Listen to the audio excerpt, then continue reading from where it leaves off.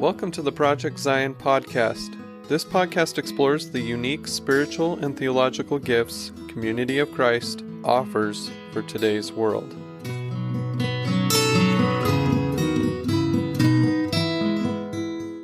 Hello, everyone, and welcome to the Project Zion podcast. I'm your host, Carla Long, and today you're listening to Percolating on Faith, but it's a little bit different to Percolating on Faith because we don't have Tony and Charmaine Chevalier-Smith, which we usually do, but they have introduced us to this topic of mystics. And I wanted to hear about more mystics, and I hope that you do too. So I've invited some very, very special guests to talk to us about what a mystic is and maybe even talk about some of their favorite mystics. So I have David Brock on the podcast with me. Hi, Dave. Good morning, Carla. Dave and I have been good friends for a very, very long time, for over 20 years. Well, maybe not quite like that, 18 years or something like that. It's been a long time, Dave.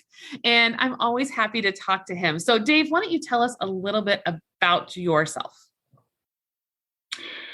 Oh my. I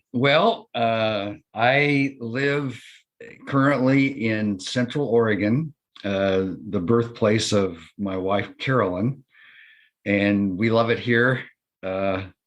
I've been retired from full-time church employment since 2016. Oh my, what a start here! And worked for the church for almost 40 years. Most of it in international assignments, Latin America, Africa, the Pacific, that friendly country of Canada to our north. I'm a farm and ranch kid by birth from the Midwest, Kansas and Missouri, and I still marvel at the fact that I was able to see so much of the world during my time of employment with the church. So I'm grateful. I'm the father of Emily and the grandfather of August Ray Belmont. And Carolyn and I are happy grandparents recently and enjoying every second of it. So that's a little bit about me. That was perfect. And Dave, I don't know why I always forget, but you're a Kansas person, just like me. That's right. We definitely have that in common. I love that. We do. So Dave, I think, I don't know if this is true or not, but I feel like we all might have slightly different definitions of what it means to be a mystic. So could you tell us what you think of when you think of the word mystic, maybe a definition, what it means to you? Well, I think I'd like to share 3 or 4 definitions from the people who really know the topic. I will say personally that when I was in seminary, I read about the German mystics from like the 13th century, and something just resonated really deep within me about them. And through the years, I think most of us hear about St. John of the Cross and Teresa of Avila and Meister Eckhart and some of those kind of famous mystics from the Middle Ages. And I've had a certain fascination about that. I think in part because I believe there's a mystic in all of us. And let me just share a couple of definitions. A mystic pursues a life vocation of union with God, passionately seeking direct encounters with the divine. A mystic is someone who has undergone a transformation from which they emerge in the realized oneness of God, self, and all things. A mystic is anyone who has the gnawing suspicion that the apparent discord, brokenness, contradictions, and discontinuities that assault us every day might conceal a hidden unity. And just one last one. I've got a bunch of them, but it speaks of deep yearning, of burning desire for the contemplation and presence of the divine beloved. So, we can talk about the famous mystics, and we can talk about definitions that are nuanced and profound and all that. But basically, it's a mystic as a person who has the deep desire to be in connection with the divine. I think that's just a simple one. A heart open to see the extraordinary in the ordinary. I really love that. You know, when I was talking with Tony and Charmaine about what it meant to be a mystic, I was pretty much 100% convinced that I wasn't a mystic, that I had no mystic in me at all. And they pretty much convinced me that, like you're saying, everybody has a mystic inside of them. And I definitely, I'm convinced that because it's not like you have to go out into the woods and sit and like contemplate nature for hours at a time, because I would get way too hungry to do that. But I mean, that yearning for God is the most important part. So I have been appreciating mystics more the more I hear about them. So I'm really excited to have this conversation with you. I think thanks, Carla. I think as I read about sort of the hero mystics through the ages, the A team, as it were, I thought, there have to be mystics in our own movement, our own restoration movement, our own 1800s on through. And so I began to do some thinking about who are the mystics in our community. And I think most of the mystics in Community of Christ were just ordinary folk, are ordinary folk. In the early days, it was people whose names we may not know from upstate New York, from Kirtland, from Nauvoo, from Independence, from Lamoni. And then now it's the coal miners in Wales back in the 1830s. It's people in Sao Paulo, in Lubumbashi, in Chengdu, China, in Horconcitos, Honduras. It's all those places. But I thought today that I'd like to single out a couple of mystics who some listening would be familiar with them.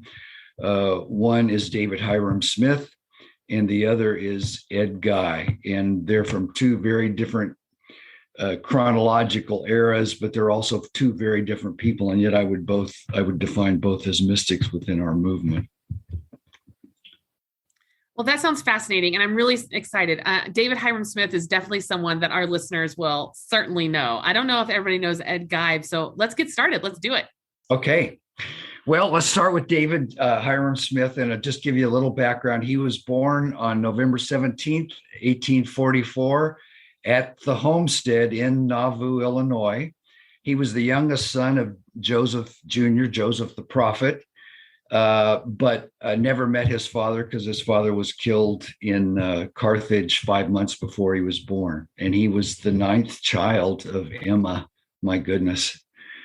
But David became a prominent leader in the church in the reorganization, and known as a painter, a singer, a philosopher, a theologian, a naturalist, a preacher, a poet, a hymn writer.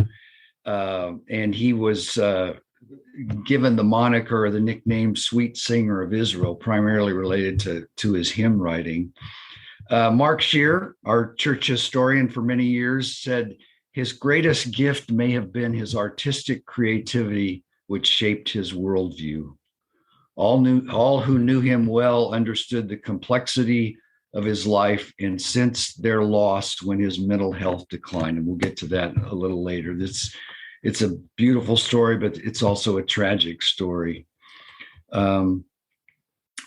His family and his neighbors portrayed him in some of the following ways. A child who gave his mother much comfort, gentle, cautious, reserved, loved pets.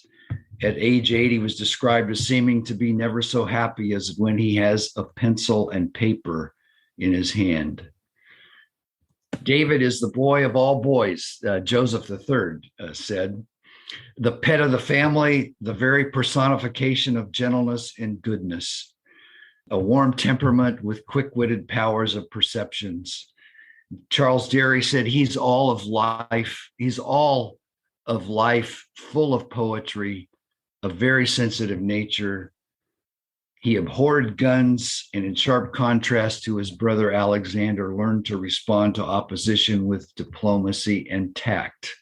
He very good with words, obviously, as we'll see, And a lot of that had to do with his mom. His mother, Emma, was actually a school teacher, and she had a home library, and that's where he began to learn grammar and those kind of things.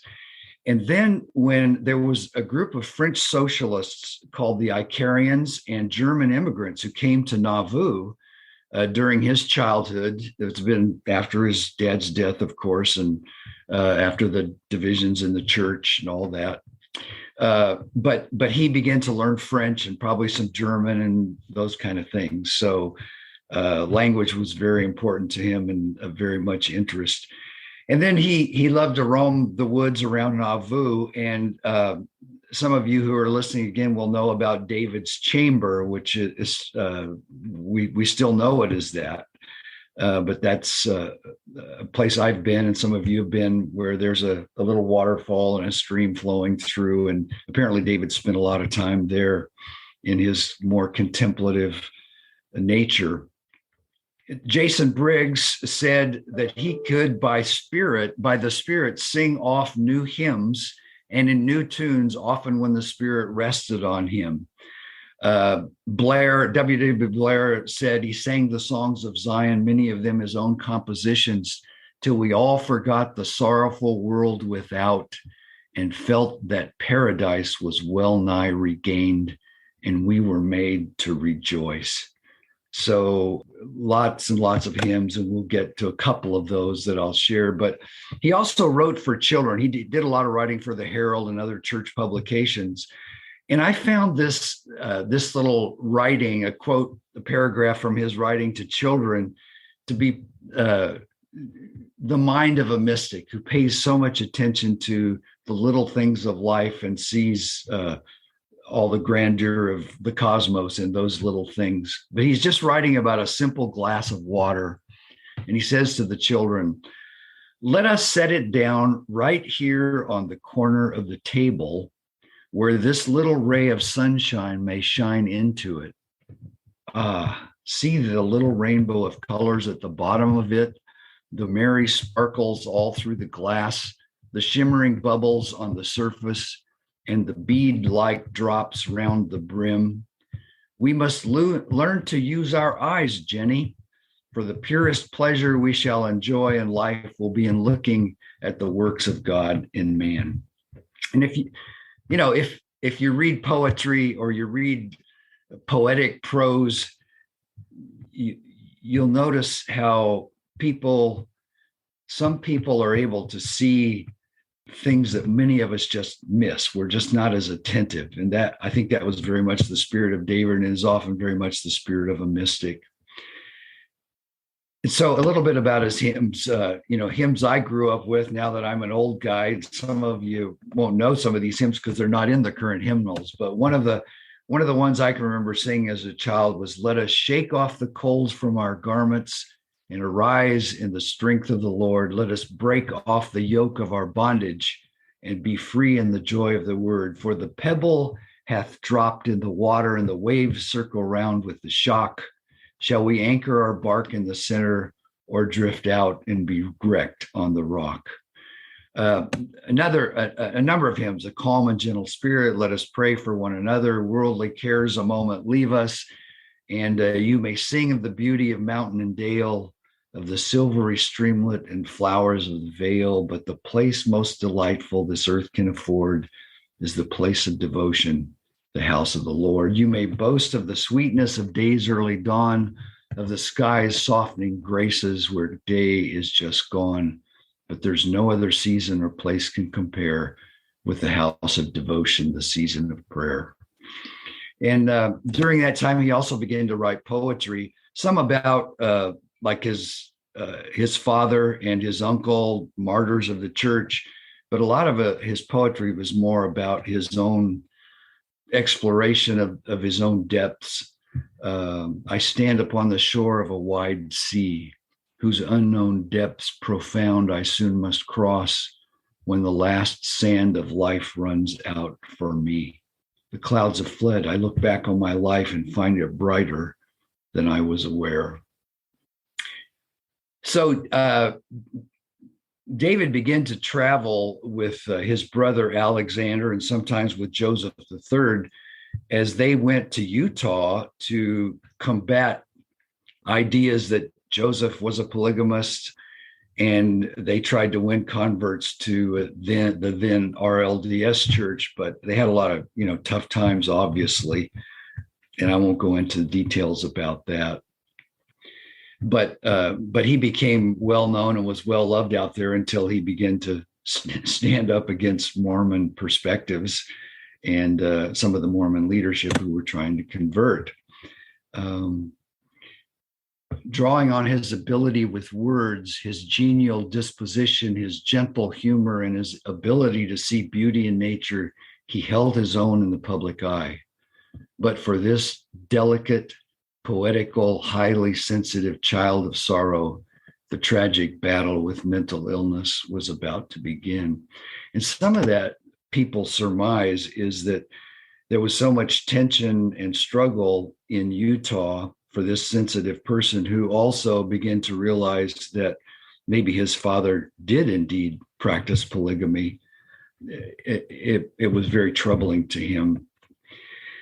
But in March of 1870, he went back home he was living in Plano, Illinois at that time, and continued to court Clara Charlotte Hartshorn of Sandwich, Illinois, with whom he'd fallen in love earlier. So they were married in May of 1870 and moved into the Nauvoo Mansion House. And it was there a year or so later, in March 1871, that Albert A. was born. And Albert A., again, many of you will know, had prominent roles in the church, including being in the presidency and also presiding patriarch evangelist for 20 years.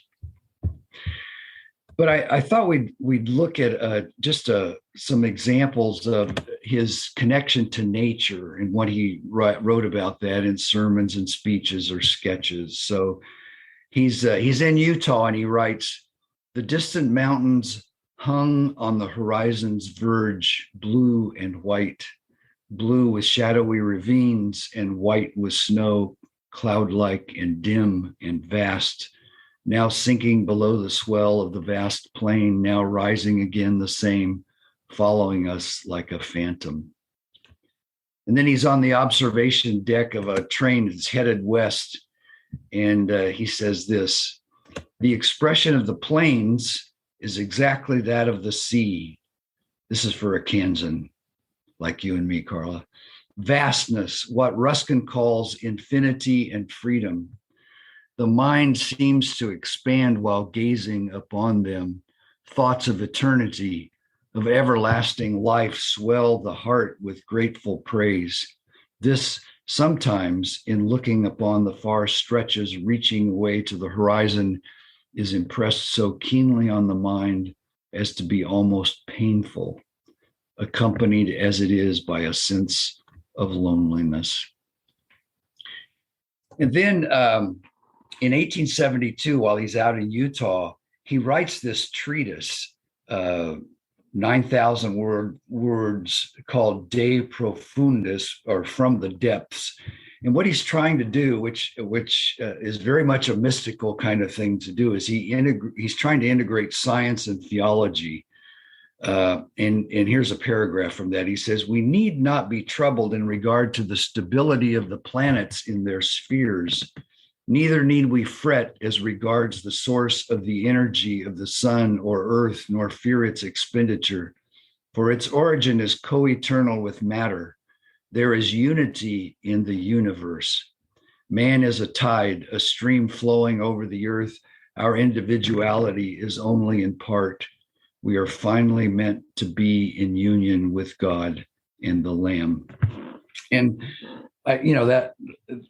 that's a way of writing that is 1800s kind of writing. But what it points out to me is this common thread among the mystics through the ages about all being unity, everything is connected. And from in those days, the smallest cell to what was understood of the cosmos and God in and through all those things, uniting us together.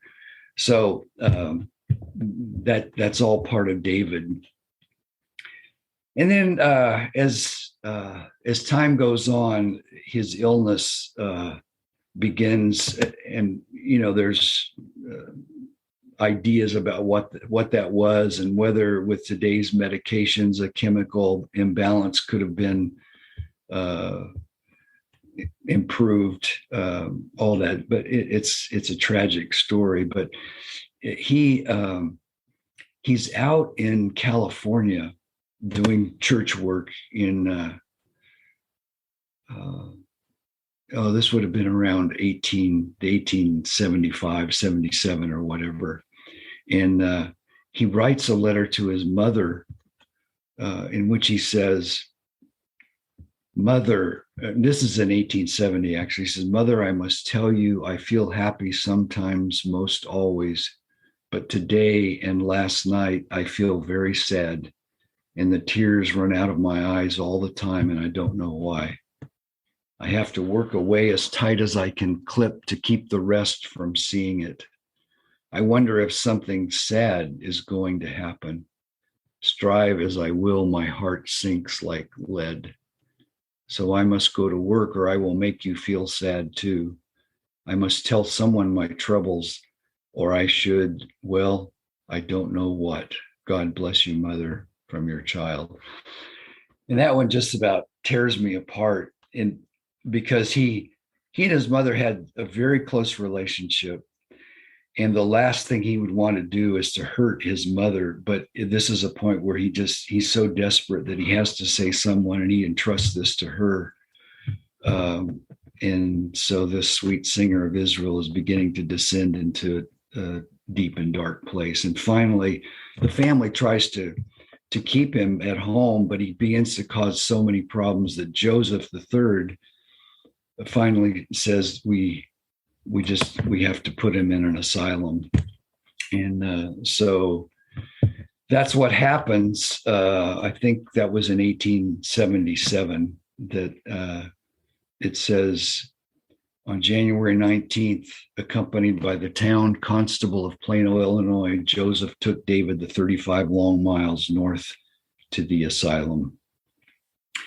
So he died on August the 29th, 1904, just 3 months shy of his 60th birthday.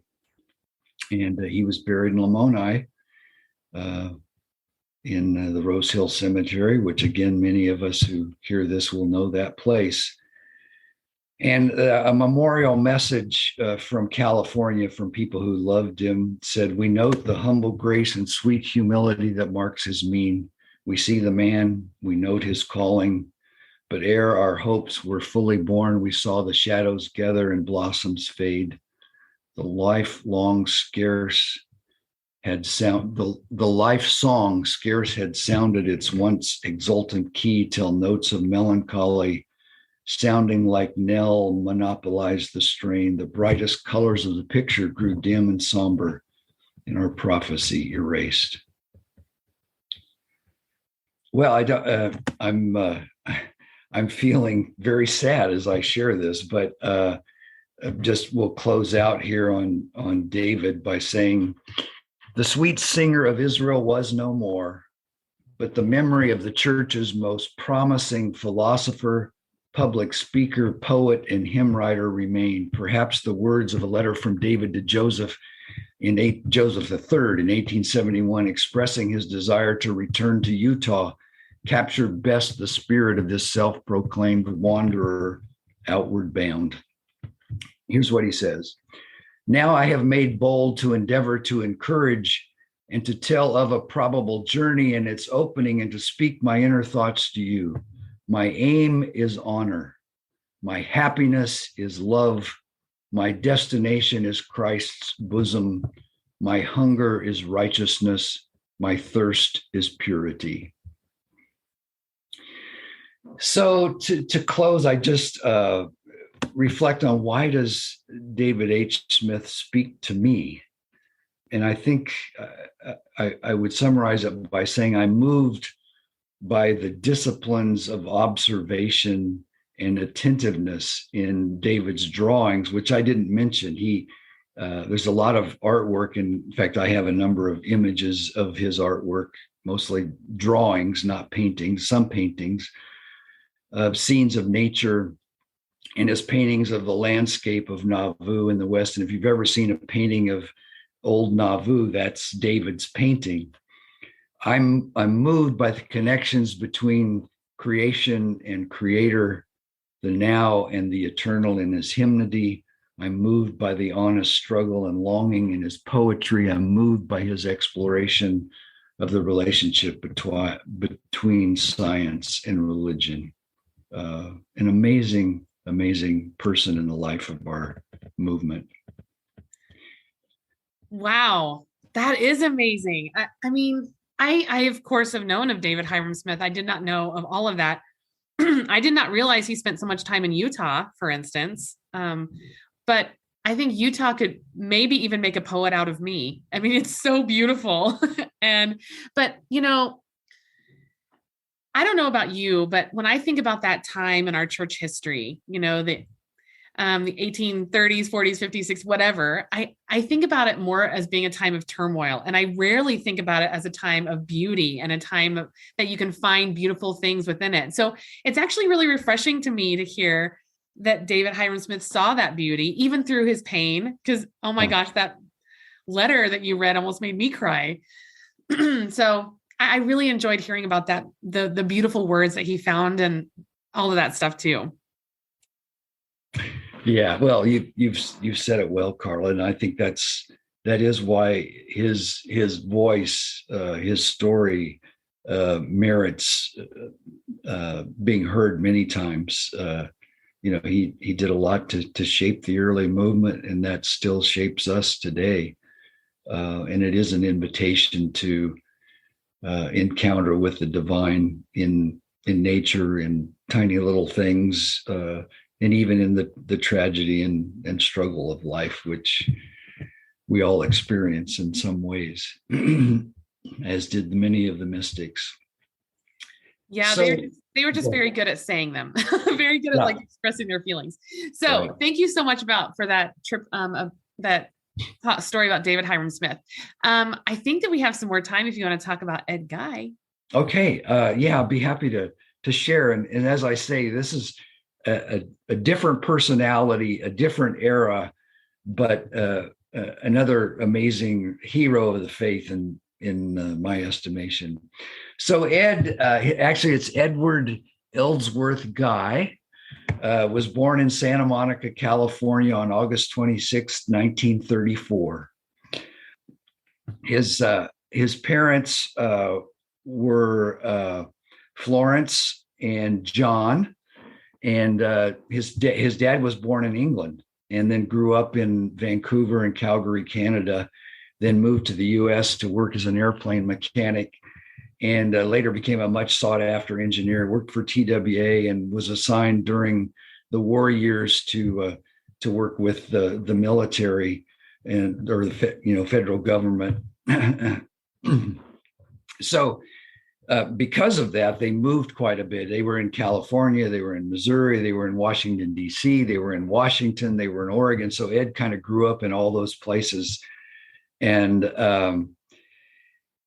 he had interestingly enough, kind of connecting with David Hyrum Smith, he had a really close relationship to his mom, who was a very dedicated disciple and very deeply immersed in the reorganization and those kind of things. His dad was not a member and maybe not a Christian, but a good man. So Ed went to Graceland College in Iowa, and after a year of being at Graceland, he just goes, "Oh, this is not for me." So he joined the Army and went to Fort Sill, Oklahoma for a couple of years, and then decided to try college again. So he graduated from Central Washington College, got his bachelor's degree then, and then he went back to the Kansas City area and got a master's degree in social work from the University of Missouri. But what we know Ed most for is that he lived for almost 50 years, I would say, in Latin America or associated with Latin America. He lived in Mexico, he lived in Honduras, he lived in Guatemala, he lived in El Salvador. And any account of his life is a profile of a servant ministry. So he would, he'd give his last peso or lempita or dollar or whatever money it was. He'd throw in a shirt and shoes if necessary. He slept on dirt floors and narrow benches. He accompanied the sick, the dying, the imprisoned. He prayed with those who feared for their lives as bullets flew through homes and shops during El Salvador's civil war. He started projects to bring a small income to refugees in tent camps. He saved a drug-addicted woman, literally retrieved from a gutter in San Salvador, and over many years nurtured her one faltering step at a time back to safety and health. He helped the endangered escape to Canada in an underground railroad of sorts, saving the lives of those marked for murder in the 1980s during the terrible civil war in El Salvador. After the mass killings in El Salvador and Guatemala, he worked tirelessly and at great risk to expose the unspeakable crimes and help families recover the remains of loved ones from unmarked graves. He anointed the heads of the ill and prayed for healing. He walked into family and community conflict as peacemaker and reconciler. He told the stories of the Bible and Book of Mormon. He helped plant churches in mining towns and remote mountain villages amidst the chaos and daily scramble for survival in the urban centers of Mexico and Central America. So that's all true, but it's also true that Ed Guy, he could make you laugh. And he'd tell you stories about, like, he was a smoke jumper in Idaho and some of the wildest, scariest tales. And then he worked in fishing vessels off the coast of Alaska for a lot of years. In fact, when he was in Latin America, he'd run out of money because he'd give it all away. So he'd go work in Alaska on a fishing boat and make money and then go back to Latin America. He, in the midst of all that, he didn't take very good care of himself, had congestive heart failure, and he died of a heart attack on the streets of Guatemala City on a mission to work with an organization that was bringing justice for families of the disappeared. Here's some things his brother-in-law says about him, which I think capture Ed really well. He says, all you had to do was tell Ed about your cause, and it became Ed's cause too. Ed was passionate about what he believed in, passionate in his desire to help, passionate in his desire to give aid and comfort, and passionate in his desire for justice. Wherever there was suffering, Ed suffered. Wherever there was injustice, Ed agonized. And wherever there was pain, Ed anguished. Ed was always searching for what more he could do to help. He accepted these challenges willingly, but no one can sustain the amount of emotional punishment Ed endured, and no one's heart, even filled with as much love as Ed's was, can survive the frustration of living in a world with so much pain, suffering, and injustice. Ed had an open mind and an open heart, no preconceived notions, no judgments. He was never condescending, never patronizing. He was a teacher and he was a learner. He was a talker. Oh man, was he a talker. Actually, Ed was the poster child for the dangers of caffeine. Once he got that motor running, the best thing to do was just hang on or just get out of the way.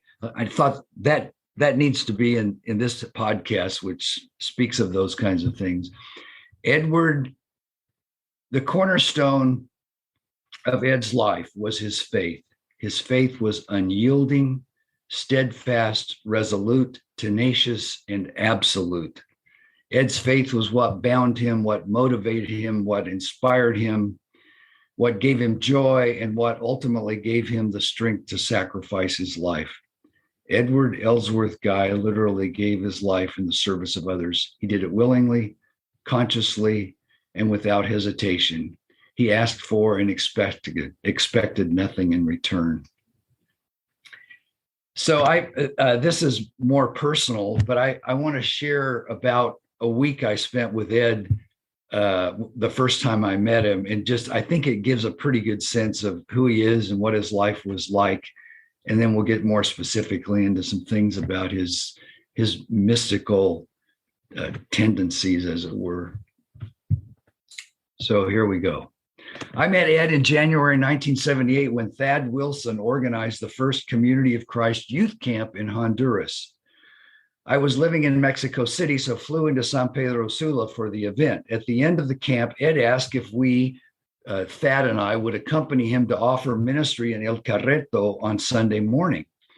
Eager for adventure, I said yes, not knowing what we were in for. We arose early after a night of rain and for 3 hours climbed the slippery mountain to the home of the Hernandez family. We arrived to the best cup of coffee, raised, roasted, ground, and prepared right there that I had ever tasted, then shared in a memorable worship. Sometimes Ed rode a horse through the mountains. Occasionally he hitchhiked on the seldom traveled dirt and gravel roads. Mostly he walked, often by whatever moonlight was available, as he arose early enough to get from Saturday night services in one village to morning services up the mountain. Or he would lead a class in San Pedro Sula, finish in time to catch a vehicle to Lake Yohoa, paddle across, often in the agitated waves of late afternoon, and arrive for an evening service at Orconcitos.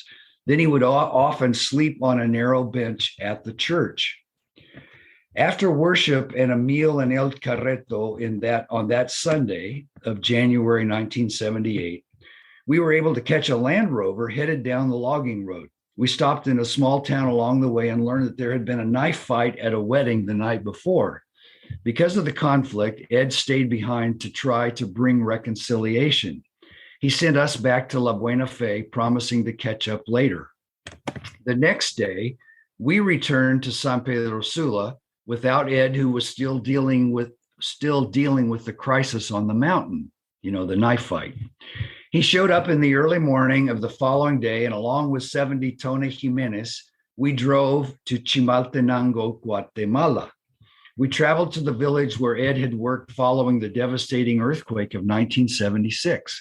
We made our way down a steep logging road into La Estancia de la Virgen to meet Rolando and his family and share with them in conversation and prayer.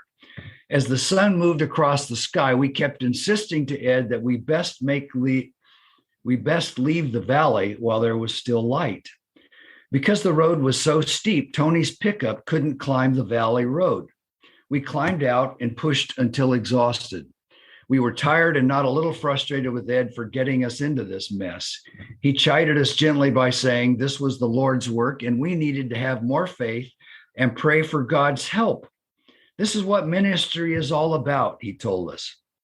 We were in no mood to pray there on the mountain, exhausted from pushing the vehicle whose tires were now significantly worn down. So we made Ed pray, and we pushed and muttered and tried to be more pleasant, faithful, and prayerful. Before long, we were on an easier road where Ed had us stop to praise God for protecting us on the way. That's how my relationship with Ed began. And then we didn't have much interaction until in 1994, when I began a 6-year assignment as the apostle for Latin America. And by that time, Ed was no longer living in Honduras, but he was in El Salvador. As I visited members and friends of the church in El Salvador, I heard story after story of persons whose lives had been saved by Ed during the war, literally. Persons who were sent to safety on an underground railroad from El Salvador to Canada. Persons to whom Ed delivered much needed food in conflicted neighborhoods by skirting the rebels and or talking his way past government soldiers, sometimes with the benefit of a handkerchief waved as a white flag. He once saw a soldier about to shoot an unarmed rebel.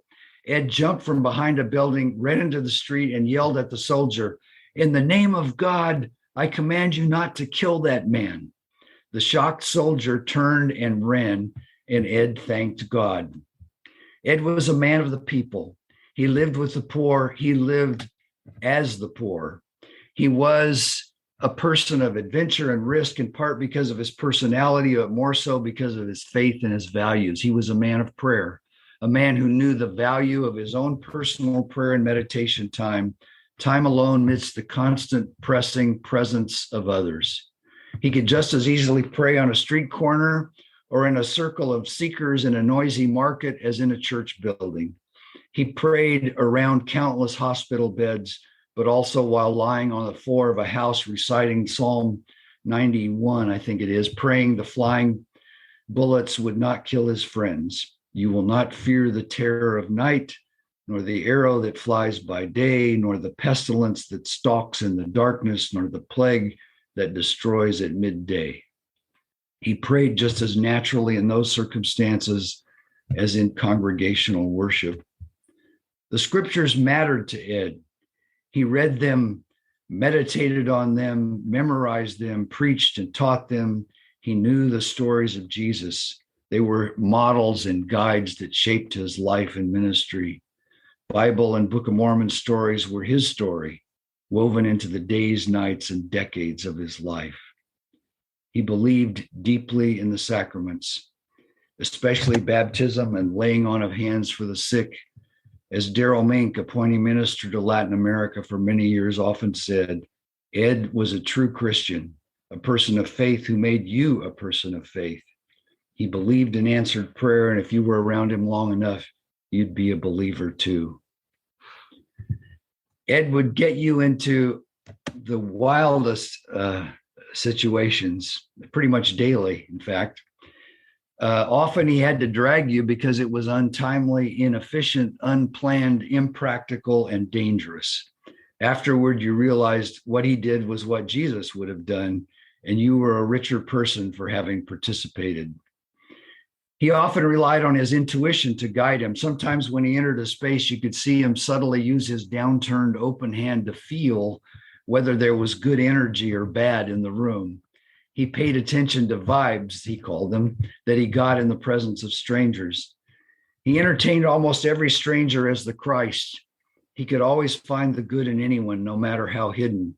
On occasion, however, particularly during the years of Civil War, he learned to trust his intuitions regarding whether another person was a danger to him or others.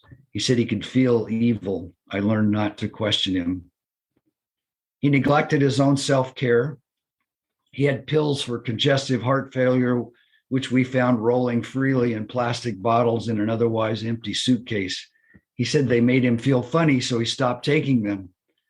Doctors who he rarely saw recommended a change in eating habits, but he loved his salt and soft drinks and never ate anything but what those around him ate. He often went without. If he bought food, he bought the cheapest. The years of exposure to bacteria and parasites took their toll. He usually laughed it off. Illness slowed him, though. As he aged, he took longer to get started at the beginning of the day, but he never lost his drive to get up, to go, to do, to be with. Never. He never married. There's a story of a Honduran woman who loved him and for whom he held considerable affection. She would have welcomed marriage, but he continued his outward bound ways. Gone for 7 years, he returned to find that she had married. Ed said he likely would have married her if she had just waited a little longer. Oh my, what a guy. Well, there's so much to tell, but I'll begin to draw this to a close by saying that the person of the moment was the one who mattered for Ed. There might be a government agency appointment to keep, there might be tactics to catch, there might be sermons to preach, but if a person in need arrived or was in his path, all his future plans were of little significance until the present need was attended to. And I will confess that could be very frustrating at times, but Jesus-like. So how do you argue with that? Like the mystics of the ages, Ed shared an intimacy with God that most of us don't have, at least not often. He embodied so many of the fruits of the Spirit in his living. He lived out the principles and values that many of us hold up and talk about, but only sporadically demonstrate. I don't think I've met another human being who valued equally the poorest person alongside the rich and famous. No one, absolutely no one, was more sensitive to the well-being of those wounded by life, unacknowledged or unaware of their worth. Ed was savvy, but there was an innocence about him, a naivete, a simple childlike faith in God and humanity. He understood, I think, that God is mystery. God is transcendent and other. Mostly for Ed, however, God was personal, intimate, immanent, Abba. God was engaged in every aspect and detail of life. Ed was given, along with Ed and Marina Ramos de Marino, the Human Rights Award for Service to Humanity at the 1994 World Conference. And Lorene Hageman, who was chair of the Human Rights Committee, shared the following. Woven through all his labors are ministries of spiritual comfort and pastoral sensitivity. He demonstrates a powerful faith, high personal values, and a boundless love for persons of all stations in life. Perhaps the impact and effectiveness of the ministry and service of Edward Guy are best perceived in the hundreds of persons who call out to him by name in city streets and byways where he has been a force for the highest ideals of Christianity. He's a living paradigm of the Good Samaritan. Lloyd Hirschman summarized Ed's years of service by saying this: perhaps very few are called to be homeless in order to reach out to the homeless, to be hungry if by that means the hungry might be fed, to sacrifice health and life expectancy that others might live. But to Edward Ellsworth Guy, human being of note, that is the normal course of life. When Ed died in Guatemala on September 21st, 2001, church members from El Salvador and Guatemala arranged for a viewing and worship before his body was returned to the United States for burial. They didn't have enough money to buy a casket, so quietly worked out an unofficial arrangement to rent a casket for a few hours. Ed would have been quite okay with that and undoubtedly would have found it humorous. He would have been angry if, in fact, if his friends had wasted their limited finances to otherwise honor his death. He's buried near his father and mother in Bayview Cemetery near Samish Island, Washington. His tombstone simply reads, "Well done, good and faithful servant." Wow. Wow. Like when you said you wanted to talk about Ed Guy, I'd heard the name before, but I literally had no idea. I think I sat here and listened to you with my mouth open like the whole time when you described his life. Like I don't know him like you did. But I mean, the way you describe him is not how I picture a mystic at all. At all. Like I said, I picture a mystic, someone going out in the trees and looking at trees. This is not that guy. This guy is not that guy. Literally. I'm just astounded. And how cool that you worked with him. That's very cool. Yeah, one of the great privileges. And like I said, sometimes he could be very frustrating because you'd have your calendar all worked out and you're going to be there for just a few days and we got to do this, and that. And he would just blow that to pieces because there might be a sick person lying in the street or somebody comes running to say this person is sick and that was your agenda. So. I'm sure it would drive me absolutely insane. Like he's someone that I would really, really want to be around and someone I would not want to be around all at the same time.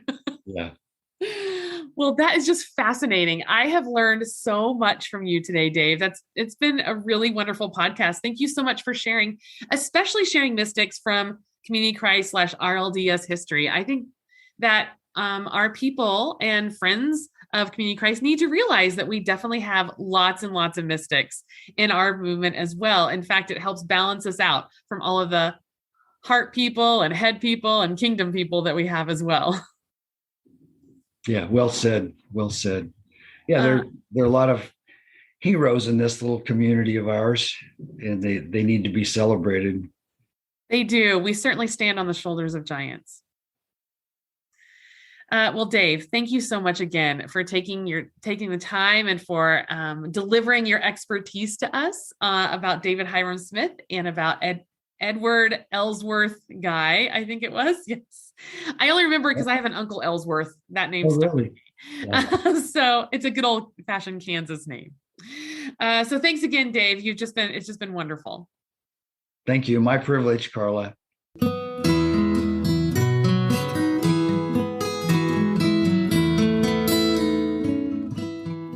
Thanks for listening to Project Zion Podcast. Subscribe to our podcast on Apple Podcast, Stitcher, or whatever podcast streaming service you use, and while you are there, give us a 5-star rating. Project Zion Podcast is sponsored by Latter-day Seeker Ministries of Community of Christ. The views and opinions expressed in this episode are of those speaking and do not necessarily reflect the official policy or position of Latter-day Seeker Ministries or Community of Christ. The music has been graciously provided by Dave Hines.